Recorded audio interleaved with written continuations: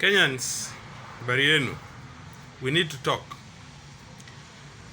Jana, polisi wameraid nyumba ya Matiangi. Earlier, they had raided the Jubilee house and installed the people who had staged a coup against party leaders. And they guarded Jubilee house. Up to now, they're still guarding Jubilee house to effect the illegal changes. Then later, they raid a house of a former CS who has been a CS, interior CS, basically a boss of these people for the last 9 years. And this is after the court had denied a court order to go and do just that. And why does these people say they did that? Because they want to prove that the allegation that they had raided that house earlier was wrong. Can you imagine? And this is done by a person who has just a day earlier had led the nation in a prayer meeting, had led the nation to pray to God, had led the nation in seeking God. This is someone who is supposed to be God-fearing. This is someone who is supposed to be forgiving, if at all he was wronged. Then the next day, he goes on a vengeful mission. Can you imagine? Mimi sijakataza kusupport Ruto wako, lakini msupport na akili. Jiulize, hizi vitu wanafanya, ni nani ana benefit? Ni wewe ama ni yeye? Jiulize tu. And for those of us who lived through the Nyayo era, we know exactly where this is going.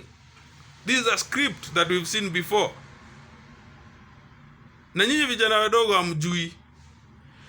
This person is preparing to be an all-powerful president. And if you hear someone or see someone doing that, you should be scared. Because once he's done with the opposition, read that by the raid at the Jubilee, then he will come for you and there will be no one to defend you. When you see your neighbor's house being raided, you should help him in screaming for help. Otherwise, after those raiders have done with your neighbor, they will come to your house. Leo ni kitu mnafaa mjue.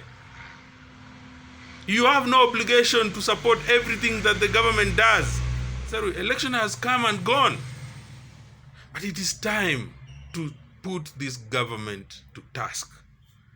It is time to say no to some things that this government is doing. Mkishinda, mkinyamaza, then ile siku utakujiwa. Raila hata kuweko kukutetea. Watu wa Jubilee opposition, that is, hawata kuweko kukutetea. The civil service and all other rights group hazita kuweko kukusaidia because they will have been dealt with. Utakuwa umebaki peke yako. Time ya kuzungumuza ni saa hii. Usingoje uje ujitetee. Tetea yule anavamiwa saa hii kabla wakufikie. That is the best defense. Otherwise, when you will be isolated and alone, you will be an easy prey. Think about it. Because that is how Moi started. And Ruto is a student of Moi. A very good student of Moi. And Ruto is reading from Moi's book, chapter by chapter, page by page, paragraph by paragraph.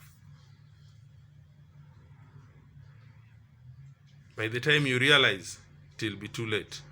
And no one to stand up for you.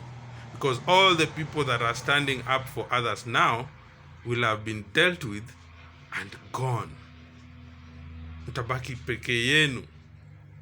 That is when the real nightmare will begin.